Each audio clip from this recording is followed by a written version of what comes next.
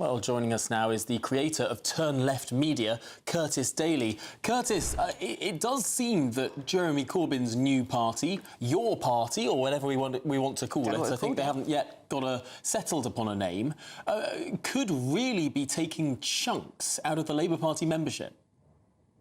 Thank you so much for inviting me on today. It's a pleasure being here. You're absolutely right. This is a huge issue for Keir Starmer. But it's also not just compounded to Labour members, which is sort of a sect in society. I mean, there's a recent poll from Ipsos showed that 33% of 16 to 34-year-olds could vote for a Jeremy Corbyn-led Labour Party. Now, why is this happening? Well, first of all, you have to appeal to your base, your core supporters, and then you expand it out. You obviously have to, you have to make compromise to be a party of government, but you need to appeal to your base. And Keir Starmer, his entire project has to turn around to his own base and say, we essentially hate you. Now, what is it to be a Labour supporter? People want to see a redistribution of wealth and power. So, and this isn't just left-wing voters, the majority of the country, 80% want to see a wealth tax on billionaires. People want to see public ownership of energy, water, rail. These are things that Jeremy Corbyn had in his manifesto as Labour leader. And those policies are still very popular.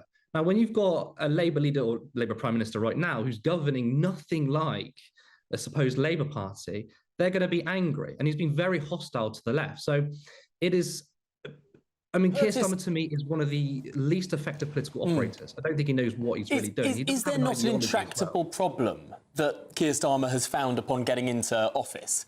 And that's that the bond markets exist. This country is incredibly indebted. And as Liz Truss found, if you want to spend money, you have to raise money. If the markets don't trust the way that you're raising money, they are going to cause a crisis. Your borrowing costs will go through the roof. Your party will be destabilised. Your government will be utterly ruined, really. And this is what Rachel Reeves is finding too. She's between a rock and a hard place. She wanted to, cut some spending. She can't do that because of her backbenchers, but her backbenchers don't recognise that they can't just go on ever borrowing more money.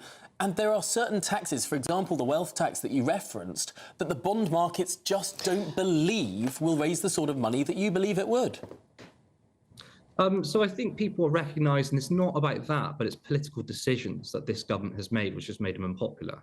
So going after pensioners with fuel allowance, keeping the two-child benefit cap, cutting disability payments. But Curtis, do you recognise that the Chancellor has to make some decisions, that there isn't infinity money, that ultimately, if she wants to avoid a Truss-style breakdown in international lenders, she's got to keep a lid on spending somehow? So in order to gain confidence from the market, you have to set out a clear plan. Now, obviously, John McDonnell's and Jeremy Corbyn's manifesto is, centre-left, quite left-wing. But actually, some people within the City of London were confident because they came up with a clear plan. In fact, in 2019, the Financial Times came together and wrote an article. A bunch of economists wrote a letter within the Financial Times saying that Jeremy Corbyn deserves to form a government, because the problem with Liz Truss is her tax cuts, her unfunded tax cuts, were done at the whim. There's no such thing as an unfunded tax cut. John McDonnell spoke to the City of London and said, look, we are going to raise... So, Curtis, can you just explain what's an unfunded tax cut? So hold on, let me just finish my point and I'll get to that. So if you go to the financial market or the City of London and say, this is our spending plan, we are going to raise taxes. However, this is our plan and I'm going to put money into public services. It's a long-term strategy. There's far more confidence in the market. With Liz Truss, there wasn't really a consensus. Plus, we didn't really know what was going to happen. So the financial markets were spooked because there was no long-term strategy. But to go back to the issue about why people are leaving the Labour Party and not happy with Keir Starmer, is once again, I used an example, actually, the way Keir Starmer leads his party would be like Nigel Farage saying, I'm really pro-immigration now because I'm trying to appeal to the other side. And of course, the core voters would be like, why are you doing this, Nigel? Because it would be absolutely ridiculous, especially when there is a large amount of people in this country who do want to see immigration come down.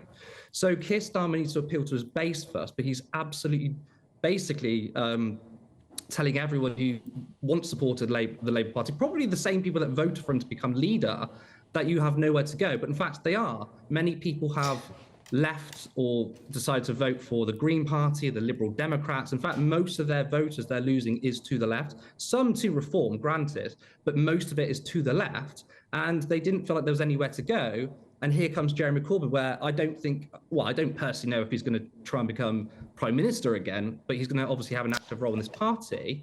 People are asking for a party about redistribution of wealth and public ownership. And whether you agree or disagree with that, there is a big cohort of people in this country who want to see that, expect it from the Labour Party, and the Labour Party have outright ignored them in favour of their corporate donors. Curtis, isn't the problem with the new party, A, they can't decide on a name, and already there's a division in there with Zara Sultana accusing Jeremy Corbyn of capitulating over anti-Semitism when he was Labour leader. They're as divided as any other party already. They haven't even got a name.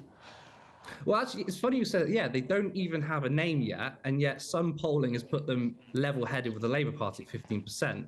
You're right, there's obviously some internal conversations, but I don't think it's really much of a big deal. Every political party seems to have this. But I tell you what, in 1 or 2 years' time, no one's even going to remember this. I mean, look at Reform. When they, went from UKIP to Brexit Party to Reform, they were single digits in the polls. Within 2 years, they're now consistently ahead in the polls. So these sort of internal things isn't really a big deal. Well, it remains to be seen. But in a couple of years' time, doesn't really matter. What matters is the policies and the message. And I think there is going to be policies coming out of this party that will resonate with people, which isn't resonating with the Labour Party because they don't know where they stand. And Keir Starmer's strategy is to try to appeal to everyone, but in fact, he's appealed to no one. And one successful thing Keir Starmer has done is unite everybody. He's united everyone in opposition to him. The left hate him, the right hate him, even his so-called centrist liberal commentariat backers in the mainstream media are starting to turn on him. So at the end of the day, you need to be divisive I would say you need to be divisive as a leader. And Jeremy Corbyn or this new party need to appeal to their base, be clear on what they stand for. Curtis, something Keir Starmer is unable to do. And I'm not surprised that people are looking elsewhere. OK, Curtis, thank you very much for that. Curtis Daly, creator at Turn Left Media.